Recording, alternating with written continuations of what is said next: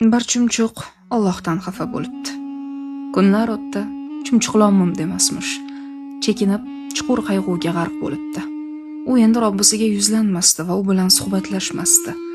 Farishtalar chumchuq haqida Allohdan qiziqib so'rashdi. Har safar Alloh farishtalarga u qaytadi deb javob berar ekan. Chunki uning ovozini eshitadigan yagona quloq menman. Uning mitti qalbidagi og'riqni biladigan ham o'zimman, derdi. Bir muddatdan so'ng ko'zlari yoshga to'lgan chumchuq daraxt shoxiga qo'ndi. Qudrati cheksiz Robbim chumchuqni va nihoyat chaqirdi. Menga ayt ey chumchuq, seni qiynab yuragingni qayg'uga to'ldirgan qanday muammoing bor? Farishtalar chumchuq nima deyishini bilmoqchi bo'lib unga qarashdi.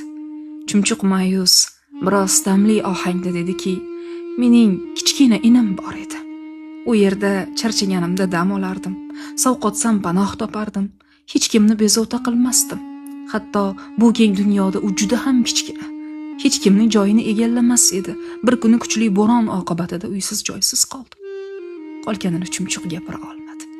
Gaplari bo'g'ziga tiqilib qoldi. Alloh taolo dediki, sen o'sha inda dam olayotganingda seni ovlamoqchi bo'lgan ilon uyingga kelayotgan edi. Men seni ilondan himoya qilish uchun uyingni buzishni bo'ronga topshirdim. Bo'rondan qo'rqib, sen u yerdan qochding va ilondan qutulding. Sevgim bilan ko'plab muammolaringdan xalos qildim. Endi sen mening sevgim va do'stligimni ko'rmasdan o'tkinchi baloni sabab qilyapsan. Bu kutilmagan javobdan chumchuqning ko'zlari yoshga to'ldi. Uni behad sevgan Allohning rahm shafqati va muhabbatidan hayratga to'lib achchiq yig'lay boshladi. Ya Alloh, meni affet, deya olardi uyat bilan.